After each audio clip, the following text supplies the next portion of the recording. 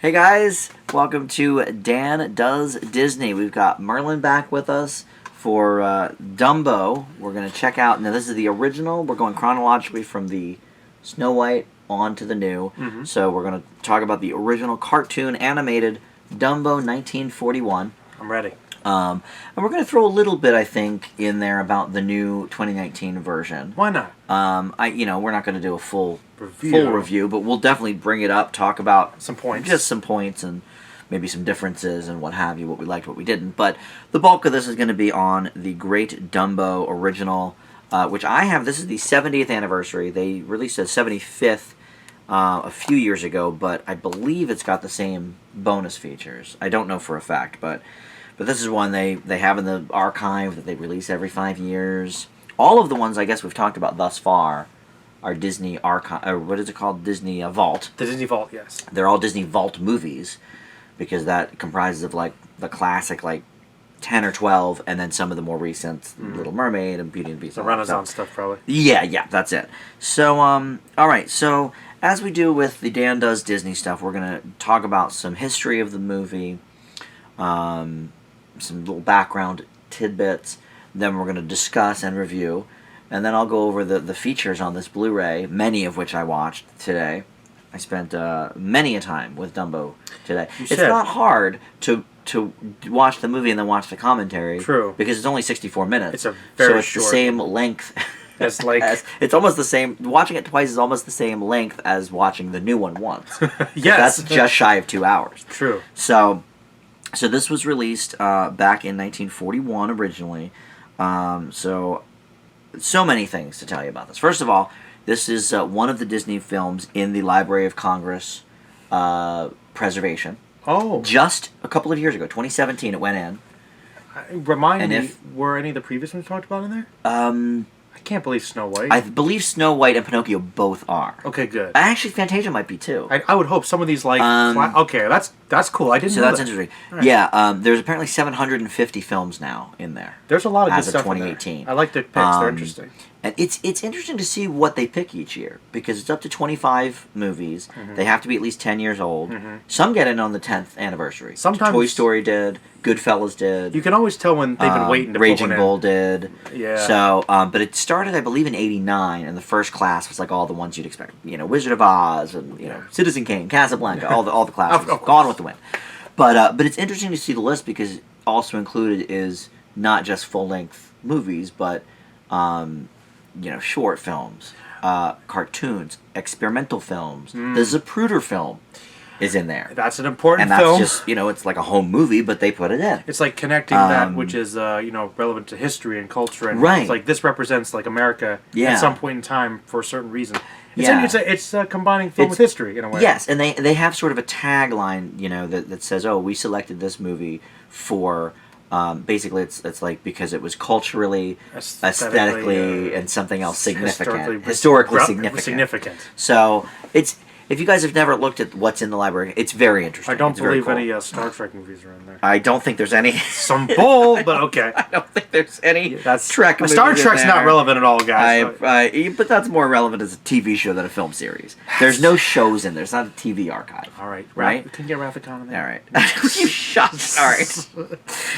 We've talked about 12 seconds about Dumbo at this point.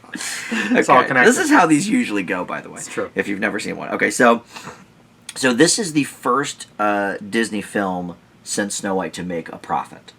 Really? Because remember, we talked about with the World War II starting up, Fantasia was a big bomb just because of how much it cost, and they did the whole Fanta Sound thing. A mess, yeah. So this was the most profitable film from Disney in the 40s. Okay. Cost just shy of $1 million to make, $950,000. Nice. Made 1.6 mil, so profit. Didn't do too bad. And basically, it was made because after the whole experimental nature of Fantasia, Walt wanted to get back to something safe, some normal storytelling, more accessible, to everyone. So he decided to do this. They released it into theaters several times. 41 was the original, then 49, 59, 72 took a little while to get it back, and then 76, and that was it. Which is, I think, why this was never one I watched growing up. Because the ones we liked were the ones we went to see first in theaters, This has never been released theatrically in my lifetime. You know, and I'm 41. This is one thing I like doing about things like this is it kind of makes me go back and kind of reevaluate elements of my childhood. Mm-hmm. And I was very lucky with my mom, like with the 80s and 90s, the VHS boom when they released all of them. Yes. I got to see most of the Disney classics like Dumbo. I remember watching that. Mm-hmm. I had a lot of them on VHS, and so yeah, I got to watch this as a kid. Well, and it's interesting that you say that because this was one of the first. Where did I have that? This is one of the first ones, along with Alice in Wonderland, that they released on home video. So the home video, which is why '76 was the last year they put it in theaters. Obviously, I didn't watch it then. Because remember when we did Snow White, we were both shocked that Snow White's first release on video wasn't until like '91 or something, or '92. That's so odd. And here, this was released for home video in 1981. So they thought for that the first time. Dumbo was more of a priority than Snow White. Well, I think the reason they did that was because they wanted to keep releasing Snow White theatrically. And it was before that tape really got caught on. Right. Yeah, all right. So it was released there, and then it was released on Laserdisc in '82, which I didn't realize Laserdiscs were around that long. So it must have been really early, Laserdisc. Nice. And then released again on home video in '85, '91, '94. First time on DVD in '01. Then '06 again. I have the 70th anniversary from 2011. And then in 2016 for the 75th. So it's been one that they've released every 5 years on video pretty regularly, but not in theaters for the last 40 plus years, which is kind of crazy. It is. So that's why we never watched it growing up. We went to see Bambi in theaters, we went to see Pinocchio in theaters, so then we would buy them once they finally would come out because we were like, oh yeah, we remember seeing that. But I never saw Dumbo until a few years ago. Okay. When you and I were talking about it. So you don't have too much attachment to it then? No, this was only the second time I'd seen it. Cool. So, all right. So here's a little interesting factoid. Dumbo almost became, you know how Time Magazine does, Man of the Year. Now it's Person of the Year. The Elephant of the Year. He almost became Mammal of the Year. It was on the cover. Almost. And then Pearl Harbor. And so they made FDR for the third time Man of the Year. Well, instead, look, they ran the article, and they had a picture. They had the picture in the magazine of what was going to be on the cover. All right. But isn't that interesting? If I could go back in time. I want you to. I Because you're a history buff. I'm about to say, like, yeah. This is very interesting, like, thinking about, okay, I knew you would appreciate this is the that big factoid. This is the big movie of the year, also the year 1941. Gives you kind of some scope of the world. I would love it if Dumbo was Mammal of the Year for Time in 1941. That would be awesome. Wouldn't that be cool? And I think he might get a little more respect, which we're going to get into when we talk about Okay. Because I have things to say. Yeah. But FDR, my favorite president. You do love FDR. He was elected 4 times. And no one has ever been Times Man of the Year 3 times. And he was elected 4. So if he'd been alive longer, he probably wouldn't have been 4 years. Maybe. Because, not... the guy got us out of the Great Depression, for Christ's sake. And World War II. And World War II. So not perfect, but I think he was Man of the Year. But no Dumbo. Couldn't they have shared a cover? They've done that sometimes. There you go. Okay, now there was also a Disney animator strike for 5 weeks that halted production, which I didn't know about. Great. And sort of ended the sort of family atmosphere at the studio, which is... There was a big portion of the...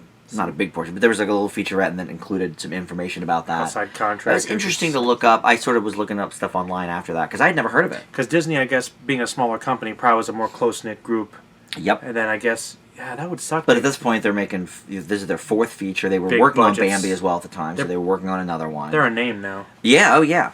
All right, so this was delivered to RKO Pictures, which was still distributing at the time, at its 64-minute length, and they pleaded with Walt to either make it longer, or trim it and make it a short subject, or post it as the bottom half of a double bill. And Walt said no, no, and no. So he convinced them to release it in its regular form. It was trimmed for television because it was first premiered on the Disneyland show in '55 in an hour time slot with commercials. Okay. So they trimmed it down to, I guess, like 50 minutes or something like that. I'm super curious to see what they cut out.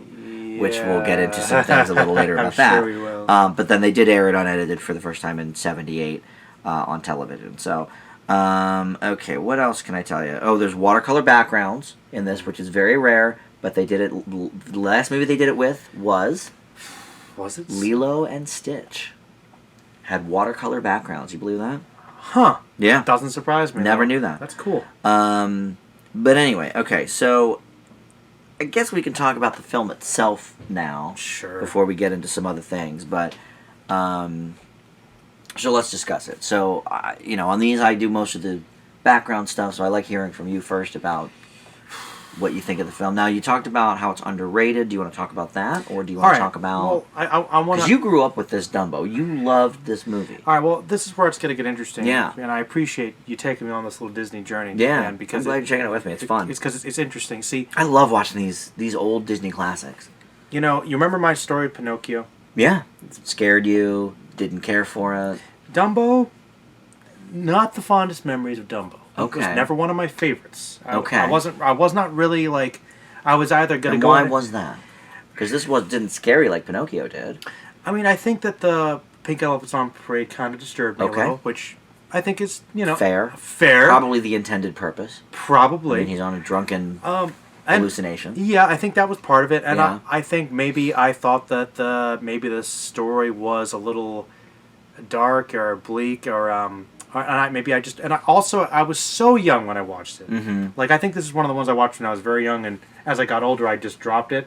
Okay. You know what I mean? Like, yeah. Some of the later ones, like in the Renaissance I grew up with, I could watch those maybe well into my teens, or yeah. I could always watch them. Dumbo, I just kind of said little kids movie, forgot about it. Well, if you think about it too, though, your age, because you were born in what, 83 or something, 82? Where were you born? All right, listen, I already gave my age on this show. I was born in '89. No, you're that much younger than me? Yeah, What man. a guy. What a guy. All right, then never mind what I was going to... I thought maybe if you were born in the early to mid-'80s, I was going to say, sure, you were little when Dumbo came out, and then the Disney Renaissance happened. Yeah. But so you were alive... I mean, Little Mermaid came out in 89, so you were alive that whole time. I've been alive for the Disney Renaissance. Right, right. I literally grew up, so that's kind of then my... strike everything I was thinking. But that was my Disney, but But- I still had the classics, but some of the Yeah. older films, they didn't stick with me as much, because maybe they're designed more for younger kids. Right. And that's the fun. I think... See, I was already, 12 when Little Mermaid came out, so... So you might have been, not as interested? Well, yeah, that's why I didn't see a lot. I mean, I saw Aladdin in theaters. I didn't see Beauty and the Beast in theaters. I saw it on home video. Mm-hmm. And only, I think, after it was nominated for Best Picture. I was like, wow, an animated movie got nominated for Best Picture. I should watch this. Yeah. And then Lion King, somebody put on at a graduation party or something. I didn't see that in theaters either. Gotcha. And then I had that whole, when I was in college, I didn't see, Pocahontas and all that stuff. Hey, You know that. Yeah, it's fine. So- And that's, we'll talk about some of them again. Yeah. We'll get to Hunchback again eventually. Maybe by the time the live action PG-13. comes out. R. The R-rated. Yeah, you introduced me to a lot of those. You introduced me to Mulan. Anyway. Anyway, Dumbo. Basically, for whatever reason, maybe the subject matter, maybe because the youth, I kind of dropped Dumbo. It was never, when I think of Dumbo, I don't think, I was ready to go into this saying, I think I'm going to tell Dan after I watch this, didn't really like it that much. Okay. I don't think it's on the same level as Pinocchio or Snow White, whatever. But I watched the movie, honestly, with... So this was the first time in how long that you'd seen it? 20 years? Maybe. Wow. Maybe when okay. I was 9, maybe young. I haven't seen this movie in a long time. I Okay. just remember being like, I never was a huge fan of it. And I watched it with open mind this time, and I was like, okay, this is very simple.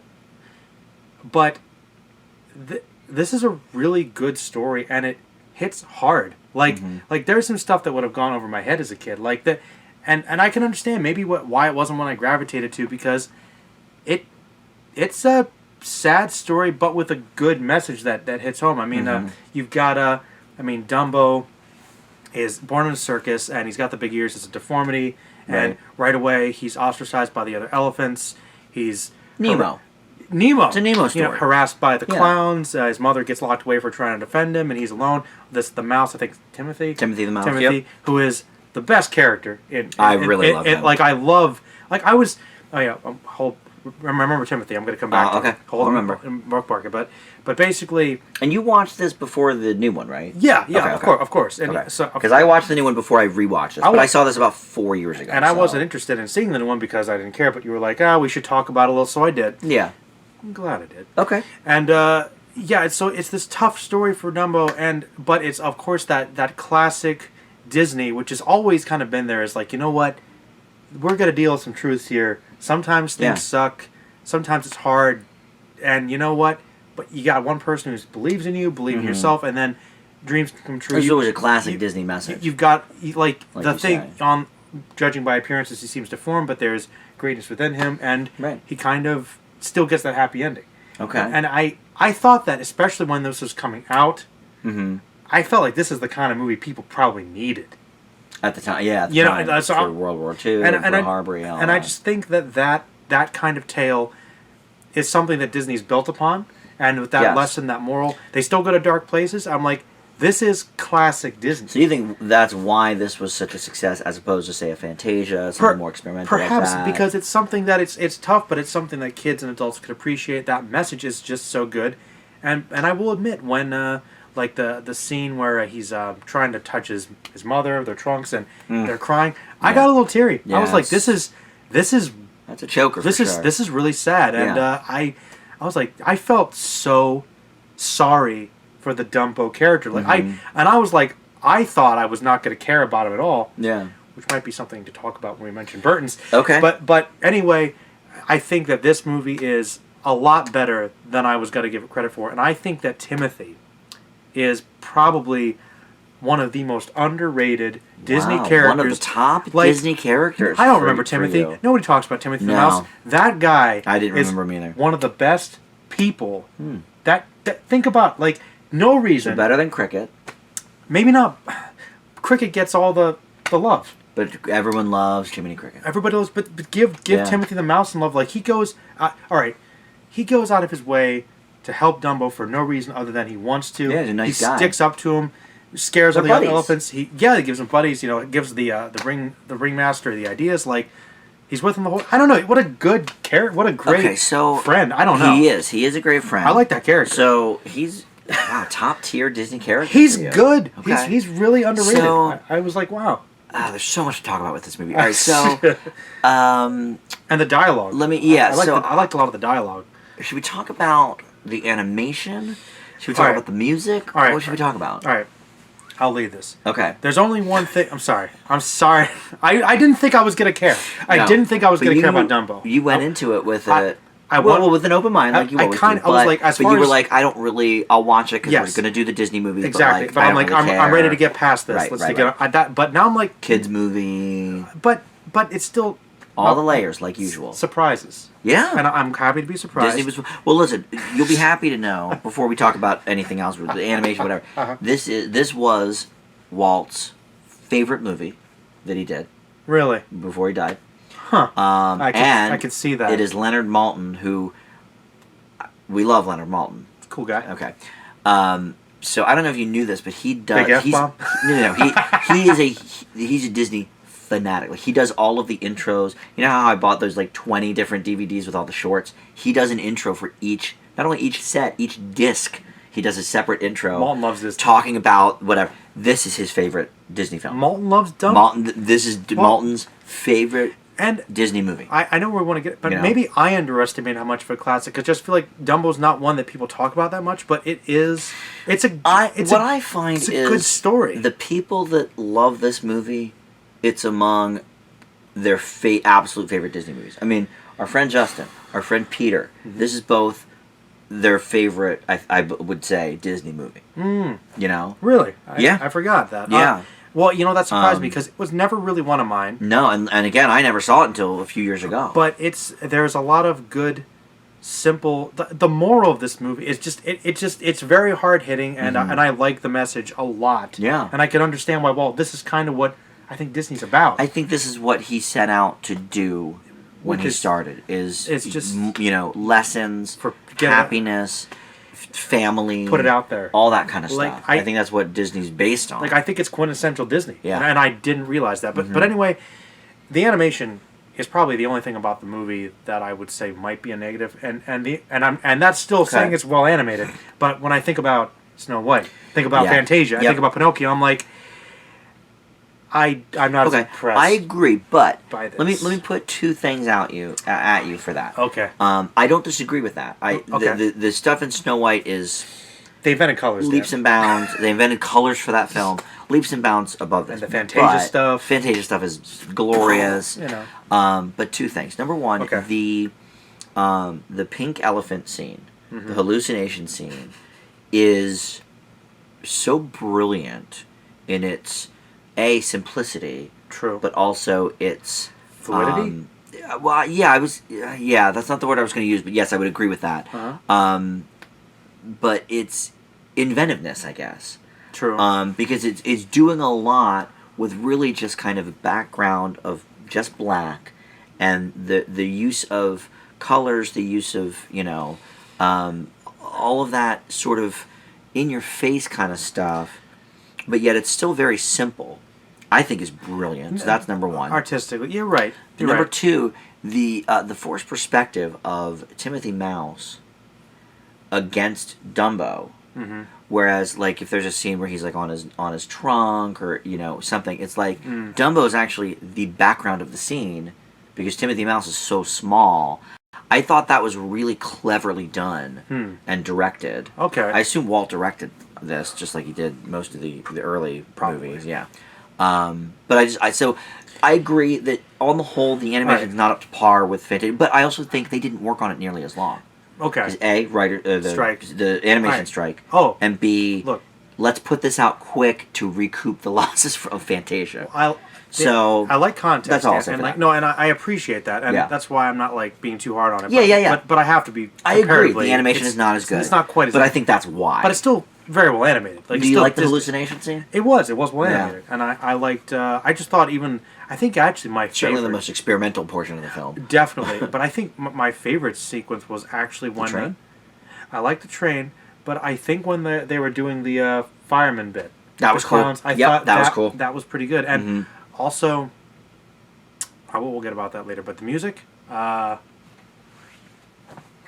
some good songs. There's a lot of catchy little numbers. I don't know if it's like among my favorites. Yeah, I didn't find the music is probably my weakest portion of the film. I think my favorite song is the probably the Crow song, the most controversial part. I think that's correct, and I think the powers that be at Disney find that to be correct too, because they've put out a few compilations over the years of the best Disney songs or whatever. And that's the one from Dumbo that pops up the most.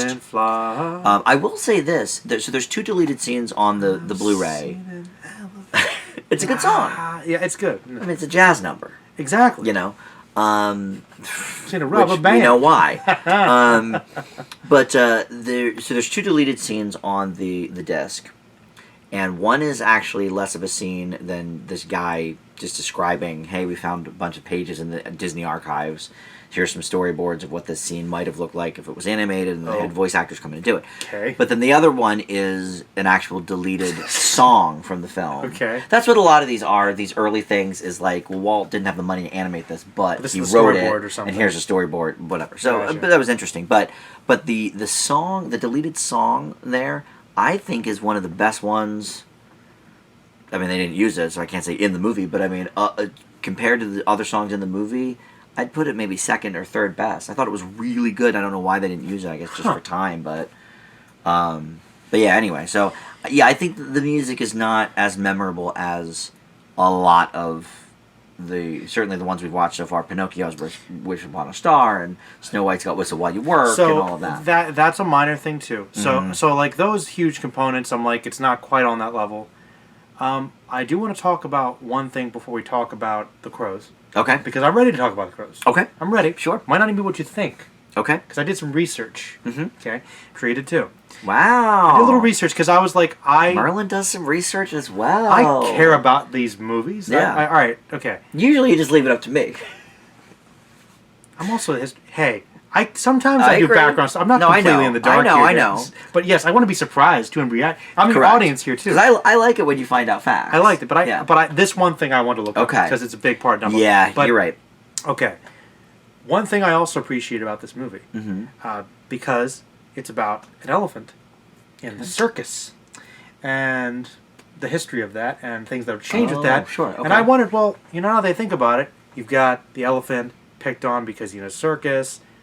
Animal abuse. Right. Literally, that's changed a lot the last couple of years. Controversy. Completely justified. Right. How does Dumbo deal with that? That's literally what the movie is about, to some degree. Yes. It's like back when it would have been perfectly acceptable, elephants were an acceptable circus act. This was about his mom, elephants being abused, almost killed. And I'm like, so in that sense... And they show it to children. They showed it to children. and that was kind of ahead of the curve a little, I think. Well, I guess we'll get to it with the remake, Well, but that's but also another. But just in general, Oh. that's not something you could show in a children's animated movie today. Yes. Because you just can't do it. There's a lot, a lot of these early Disney movies, and really leading up to probably the 70s and 80s Disney movies, Mm-hmm. and even a Hunchback, in the 90s, that you just can't Like people talk. parents are too sensitive to things, and animals, things can't die in movies anymore, and this and that and the other thing. Look, and it's like Dumbo this is hits all part hard. of life. And that's what this movie's about. You know? Is that the Timothy Don speech. Bluth? Yes. Your favorite? Don Bluth, the guy that left Disney because he's like, hey, I'm not pulling punches. Right. I'm trying to prepare kids for the world. And Walt didn't do that in the beginning either, But that's the thing. Walt also... This is the thing. Disney movies, it's weird. Disney has this weird, concept of being the family place. Mm-hmm. But most Disney movies are such Very good movies dark. because they're So kind dark. of dark. Yeah. Some of them are really... Yeah. Some of them go, as we know... Very dark. Like, how did this happen? Right. But Dumbo, he almost dies. He almost Yes. dies. Yeah. And You think he might? You really think? Oh my I God! said, They might. This poor kill little this elephant. elephant, I'm like, Yeah. seriously, Dan. This You were this, invested. A little elephant was in peril. This whole Correct. this whole movie, and I cared about it. Yeah. That's good filmmaking. Yeah. That's good storytelling. I'm like, So okay, so speaking of things that you can't get away with today, let's segue into the Crows, the Black Crows. Which, by the way, I'll tell you right now before we start talking about it, it has already been revealed that the entire segment will be 86'd for Disney Plus when this movie shows. So thank God I have this version, because who knows what subsequent DVD versions will all be. right. Well, this will But be a conversation. they have excised the Crow content from Disney Plus. So, because I have feelings about the Crow sequence, I have feelings about censorship of that nature. Can I say something about that? You always want to talk about the Crows, so you talk about it. If there's another thing that I remember about Dumbo all these years, it's the Crows. Jim Crows. Okay. It's the Jim Crows Yep. that they meet, and that they are. It's been said they could be racist caricatures of Yes. Southern black people. Right. Well, I'll give you my opinion on the cut, then I'll give you my personal opinion. Okay. Okay, because this could be. I hope this isn't too controversial, but it already is. I have some feelings about this as well. As far as cutting the movie, okay, there's a scene in Aristocats where the one cat literally does a extremely racist Chinese thing, which they have not removed from the Disney things. Yes. It's horrible, In the article I read, that may also be excised from Disney Plus. and I can understand that. But I also think that part of history is having it so we remember what we did wrong so we can do better. Right. And that Disney wasn't perfect. Disney isn't perfect either. Mm-hmm. They learn and grow. This is something that is a little bit of that. So I don't really know if they should remove it. But also because of this. Number one, from what I understand, most of the actors were black.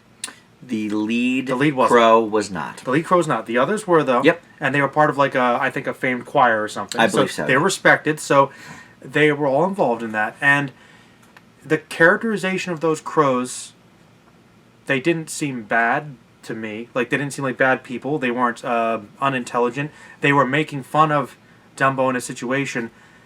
But one of my favorite scene in the movie is the darkest scene. When Timothy's like, go ahead and laugh at him. He's got no mother. He's thrown out there in the cool, unforgiving world. And go ahead and cry. And they're defeated, about to walk off. And those crows, you see that they really were just kind of poking fun because they're insecure or whatever. They don't know what they're talking about. They start crying. Yeah. They're obviously affected by it. They have a little bit of character development right in that one scene. Yeah. And they have the best song, and then they turn it around and do the reprieve. Yeah. That they believe an elephant can fly. I think they're such an important part of the. Okay. So here's what I feel about it. And you said I may find your thoughts on it surprising. Yeah. Which I sort of do, just because the only thing you've ever told me about Dumbo is let's talk about the racist crows. I actually also I don't find them that racist. for all of the Comparatively the many speaking. things that we have seen. We've seen in Popeye cartoons from the 20s and 30s. We've seen in Stromboli, in Pinocchio. Surprisingly, I yes, yeah. feel like we have seen a lot more racism than is in these characters. Now, look, I'm not black, so for me to say. But what's interesting is, I was doing a bunch of research on this today, obviously. But there was an article by some blogger who used to work in broadcast news or what have you, and she's black, and her daughter and her watch all these Disney movies and this and that and the other thing, and so she wrote an article about here's why I let my kids watch these supposedly racist movies, and we talk about it and blah blah blah. She was sort of on the fence about the whole Disney Plus cut because she was like, well, out of context, if you don't have someone to explain to you that perhaps these are inappropriate caricatures, this and that and the other thing, maybe it's bad. But here's what I think about that. I grew up watching, not this specific movie, obviously, but Pinocchio certainly, and some of the other, racist stuff, and the Warner Brothers cartoons, that some of those have some stereotypes and what have you. But I don't know, like maybe because I've always been aware of, like, okay, well, this came out in this decade or this era, that you have to sort of put things into context. Yeah. Whoopi Goldberg is a huge proponent of keeping this kind of stuff in and keeping this kind of stuff out there. She actually does a commentary, or an intro, I should say, on one of the Looney Tunes sets that I have, saying, hey, look, this was in the 1940s. Some of this stuff is not really appropriate today, but this is how it was in context, and erasing it would be kind of, saying that it didn't happen, and like we need to know our history. So Whoopi Goldberg, who is what's known as a Disney legend, they have like an award ceremony, I think every year they nominate somebody or whatever. Angela Lansbury's in it, what have you. Okay. But a couple years ago, she was inducted in the Hall of Fame. I'm not exactly sure what for. I don't know what her... She was in Lion King. All right, but that's one thing. I mean, Angela Lansbury did like 5 movies for him. I don't know. Whatever. Anyway, the point is, she was a Disney legend. Maybe they produced Sister Act or something. But but she has in her speech at the award ceremony said, I would really like to see the crows from Dumbo on more merchandise and see them out there more, because I think she has a similar perspective that you did. She said, let's get those. Let's get that positivity out there. Hey, they're part of the most popular song. They're part of the best song. And they're black representations. They have a story arc within the film. They're characters. If they were full caricatures, they wouldn't have that. They'd just be a joke. They'd just be evil. And what's funny is, as recently as Who Framed Roger Rabbit, they were showing up in Disney things. So I it's obviously, times are changing from 30 years ago when Roger Rabbit was out even, but I watched this today and just sort of thought, I've seen much more racist things, even in cartoons. And like you said, like, I don't think they're necessarily... I didn't think they were supposed to be... I don't think they're looked on as lazy, like you said. Like, I don't think they're... I think they were supposed to be country folk that happen to be African American in the South. That's why they had those accents. Right. On the jargon, and they sang jazzy stuff like would have been common at the time. So as far as racist stuff, I think that's fairly low. So I think it's unfortunate that it's going to be cut from Disney Plus. I mean, it's a huge part of the movie, best song in the movie. It's a huge part. And I mean, look, I'm a white dude, so it's like maybe I don't get to talk about it, but like I have seen way more things. Like, this doesn't seem like it's blatantly attacking black people or the whole point of the movie is about accepting people and not judging them by their appearance, and it's like then he has the conversation with the crows. Maybe there's something there. I don't know. And I'm not saying Whoopi Goldberg speaks for all African Americans either, but like, it's interesting to get that opinion. Yeah, I think it's an interesting perspective. So, all right, so we talked about the crows. We did. Do you want to shift gears into the 2019 version? Sure. Okay. I liked it. And I know this is of all the Disney remakes, this is probably the one that's most sort of people are back and forth on. The Rotten Tomato scores like in Pretty the 50s, I think. divisive, It's yeah. very divisive. People typically love Beauty and the Beast, Cinderella, but this one I think was a bit controversial. I actually thought what they did with the source material was very interesting. I agree. I'm a Burton fan, Same. but not all of his movies. No. Certainly, Miss Peregrine left a little something to be desired, which was his most recent before this, I believe. But how do you make a 64-minute animated film into a 2-hour movie Got the answer where for you, you're Dan. not where you're going to take out the music? Yes, what's the answer? You had it. tell a different story. Yeah, I mean, on top of well, it, because here's the thing, and allude to that other movie. Burton didn't want to do talking animals, so obviously Timothy's out. Sadly, you know, he's there, but well, he's. There's little subtle motifs of Here's the things thing. from the other movie. They made this movie a more character-driven Yes. and human story. So I think Colin Farrell's kids, I think, sort of represent Timothy in a way. And also the themes with their father and Dumbo. Right. Missing mom. Missing mom. It's all there. Yes. You know. By the way, Colin Farrell and the Disney films, it's a match for me. Bottle of the park. Because I thought that Mr. Banks role was absolutely He solid. was very good in that. And I thought he was really good in this, World too. One vet with one arm. Yeah. It was pretty good. I thought he was good. Now, ironically, it's one of my least favorite recent Keaton performances. He's hamming it up. Keaton was not in this. He was just... His heart wasn't in it, it didn't seem. Yeah, I that was sad. I was hoping you were going to say that before I Yeah. did, because I'm like, I don't like Michael Keaton that much Yeah. in this. I mean, it wasn't like terrible, but you could tell it's like he's playing kind of a cartoon villain. He's barely a Right. character. And for, you guys watching that aren't, Film Dan reviews it fanatics like, or- hardcore fans or anything. We did a video within the last year probably Link it. about Michael Keaton. I will. In the description, about Michael Keaton, and all of his great roles. It was right after Spider-Man Homecoming came out, Oh. so we were like, oh my god, Michael Keaton's back. Like, we love this guy, the founder, and all this stuff. But yeah, this was, for me, one of his worst performances. Yeah. I think it's the worst part of the movie. He doesn't play that good of a villain, especially after playing such a good villain in Spider-Man Homecoming. You've seen when you see him do so many great roles, Mike. It's not quite up to snuff. And I'm glad you felt the same. I yeah. did. And the thing is, Danny DeVito does a pretty good job. I thought DeVito was good, yeah. But he was he has this arc where he kind of almost is the villain, but then they don't want you to feel like he's too evil, so there's another villain. Yeah. But they could have literally had There's him. definitely a lot going on in the film. It's a little. The thing is, it's like trying to be overly complicated. Yeah. But the only problem I kind of have with it is that we are literally doing the Dumbo story again, but from a different perspective, which almost makes the core Dumbo storyline kind of streamlined for this other film. Fair So enough. I really feel like Dumbo is in here, but it's not really about Dumbo. Right, okay, that's interesting. It is interesting because he's the focus, but you never really feel like it. Like, they want to be more about the human story around it, which would be interesting, but they never go deep enough with any of the characters to really do that. Except Farrell. Except for Farrell. Yeah. But, like... Who was great. He was great. And that's the thing, I'm like, okay, if you want to do the more human element, that's fine, but really commit to it. Okay, that's not a bad point. I do understand what you're saying. But I think one of the things that's so remarkable about the original Dumbo is this is a movie based around a character who emotes only with his eyes and his trunk and his emotion, face, because he doesn't speak.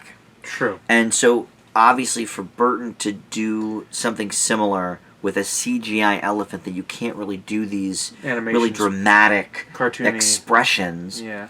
I think wouldn't have worked. So True. I think he was sort of, because he decided, okay, let's not make this talking animals, let's not do Lion King, which I heard is... Anyway, I heard Lion King remake was not very good. It's another pointless one, But, to be yeah. honest with you. From what I But... saw. Because of that, because Dumbo in the animated version is so expressive, it's hard to do that with any realism if you're going to do this CGI version. So he had to stick with the adult characters and the To human kind of live characters. exposit. But I agree that he didn't go far enough with almost any of them. But I will also say that for a CGI elephant, I still thought that Dumbo was very cute, and He was. I still thought they did capture a lot of the sadness and the cuteness Yes. in a different way. I agree. But you're right. I think having literally watched them almost back to back, having to have the characters kind of explain it, I'm like that's a little weak. Like, and it's clearly like they tie it into feelings about their mom, and another thing, which didn't tell me. doesn't really make a lot of sense. Okay. It makes, I guess, a little more sense in the original. Mm-hmm. Dumbo. Okay, Dumbo was ostracized by Danny DeVito because he wants a new elephant for the act, and oh no, we have an elephant with really big ears. We can't have him around. We gotta hide those ears. It's a circus with acts and weird things. We all have freaks. Yeah, it's a little weird. I was like, that's a little. That doesn't really gel with me. Yeah. But then again, maybe he's... Although you don't want the animals to be freaks. You want the humans, the bearded lady and the, I just think an elephant in a figures- classic sense. I suppose. I suppose that they want a real elephant. Right. I guess. But, oh yeah, and the part where all the people are making fun of him, like saying he's not a... I thought that was a little... Somehow that worked... too much? Yeah. Because, like, for this movie that's going for more realism, that was so more cartoony than the cartoon. Perhaps. I was like... Though I did like when he spit in that one guy's face. That was good. That was good. That was good. And the shoehorned in, like, evil guy that hates elephants, that gets murdered. That was actually my least favorite I was part. like, did we that really... That was my least We favorite get part. it. People don't like him. You are going to invent this evil guy who dies anyway. He could have been the villain in the movie. Yeah. And they could have had the whole abusing elephants thing. Like, they touched around it, but they... It's like he wanted to give this love letter to Dumbo, which he kind of did in a lot of these scenes by recreating them. But he also wants to tell a deeper story, which he just doesn't... Which he never gets to. We never get to. Okay, all right. So let's grade that real quick. Oh, okay. You want to grade it? We usually grade it, right? I'm going to give it a B.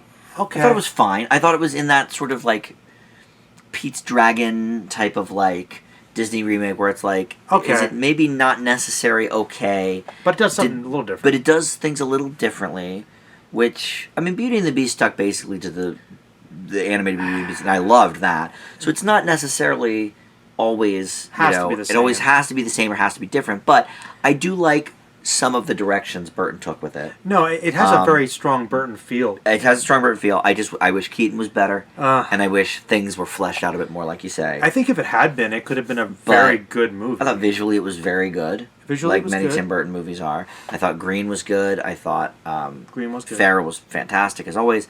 I thought DeVito was good. Yeah, and I agree. I got some emotional elements from Dumbo himself. Mm-hmm. But not as did much it leave as to OG. be desired? Yes. So it's a B. That one's a B for me. All right, I'll be a little lower. I think Okay. I wish we got a bit more. I think B minus, kind of like Pete's B- Dragon. for you. Okay. That's about there. Okay. So let's kind of wrap up some other things here because we only have about 9 minutes left of battery on the camera. It's Talker as always with Dan Does Disney. So Of course. So I want to just reveal some of the lasting power of Dumbo and this film. Okay. You've got all the rides. There's like several rides in the Disney places that are real fun. But other than that, so shortly after it was released on VHS, Disney Channel had this puppet show called Dumbo's Circus, which I'd never heard of till today. Okay. 4 seasons this thing ran, and Dumbo talks in it Oh. to explain to children. I watched about 2 minutes of an episode on YouTube. There's several full episodes of this show from people's VCRs on YouTube. Okay. So if you're interested at all, check out Dumbo's Circus. Okay. Interesting. And then they were going to have a Dumbo 2 I've heard about in that. the early 2000s, this was the era of like all the Disney direct-to-video sequels. So I assume this was going to be a direct-to-video.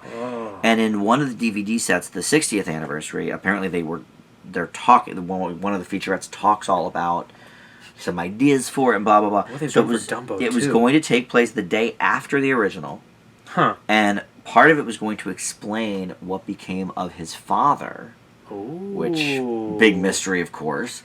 So it could have been interesting. Dan, his father's the pelican. She got it directly from the Right, sky. okay. So what do we? All right. Wait a minute. Who wrote this? His father.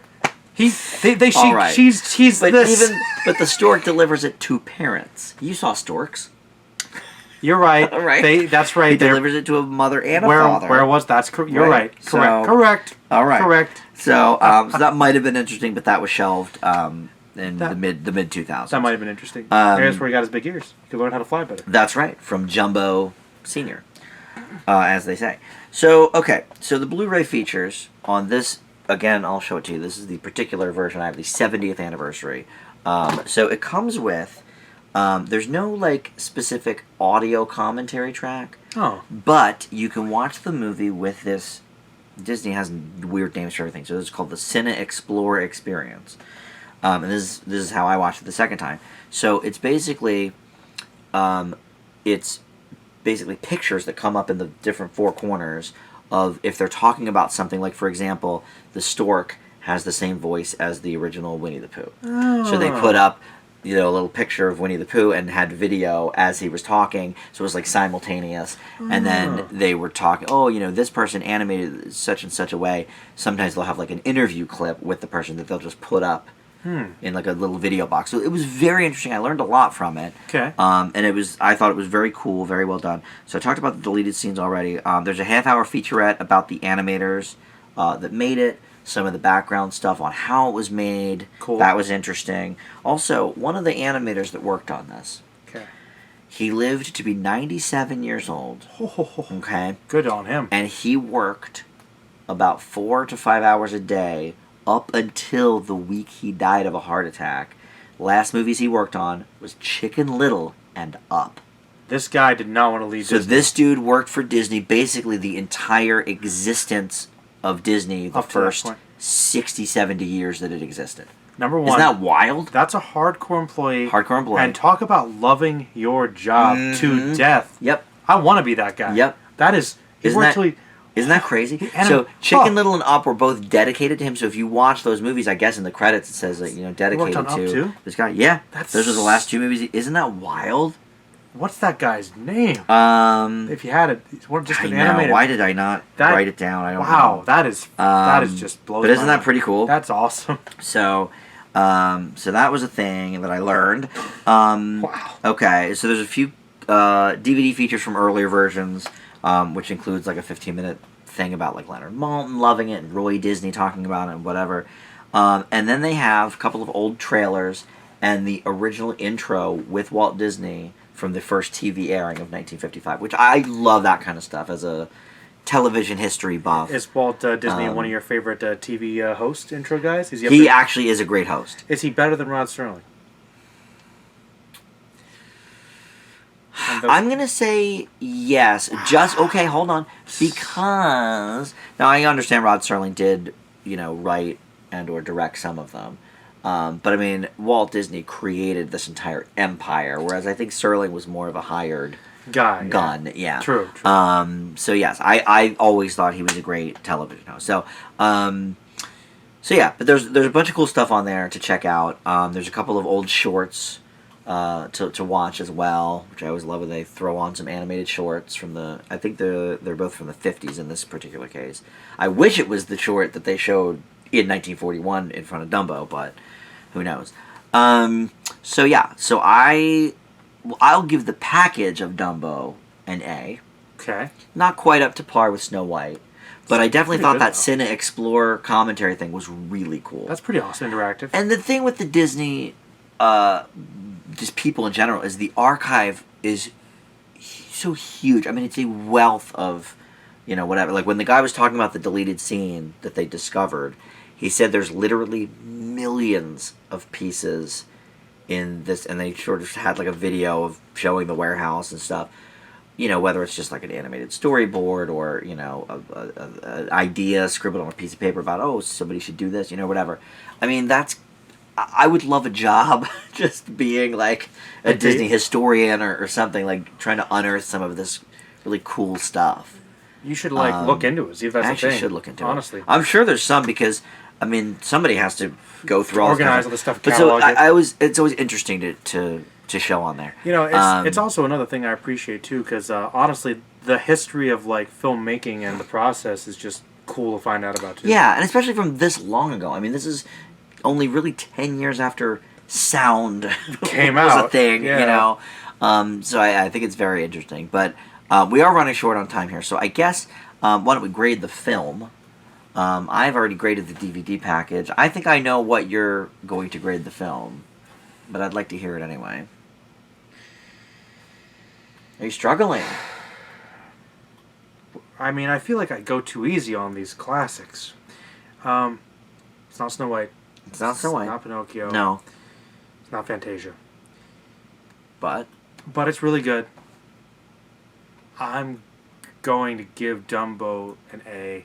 okay. I think it's there's nothing wrong with Dumbo. Okay. Not really. Maybe I was thinking A- because the animation's not quite as good, but it's such quintessential Disney. Yeah. You know? So I'm actually with you. I teeter on an A-, much like I did with Fantasia. I think for me it's more the songs are not quite up to snuff. The songs aren't quite as good. And I do think it's 64 minutes. You could have put in a couple other things to flesh a couple things out. The story's a little quick. The story is quick. It's a bit threadbare. Third act is just like, well, resolve this quick. Yeah, and that's why it kind of didn't surprise me when I learned about the 5-week animator strike. I was like, okay. Like, I feel like with the Crows, the might fact have had that more. this was a sort of a rush job, it does show a little bit. But A little. in terms of story impact and impact for the future of Disney and what Disney movies could and should be and all of that, you have to give it some credit there. It's a pretty big You know? template in Dumbo, I think. I could see why it's Disney's favorite. It was, you know. I can. Yeah. It's not one I would have thought of. I would have thought Snow White. I would have thought Pinocchio, Snow White, actually. But like Dumbo. Or Fantasia, just because it was such a passion project. Also, the things he did, the new cameras, the 3D, the going show to show, like, he wanted Fantasia But to it work. shows you what kind of stories he wanted to tell. Yes. That this was his favorite. You know, so I will give it an A. It's certainly not an A+. There's a couple of flaws, but minor though. certainly for historical perspective. And I don't find the Crows that racist. I really don't. Not really. Even in a 2019 world, I don't. Surprisingly, You know? There's far more racist things Yeah. in Disney.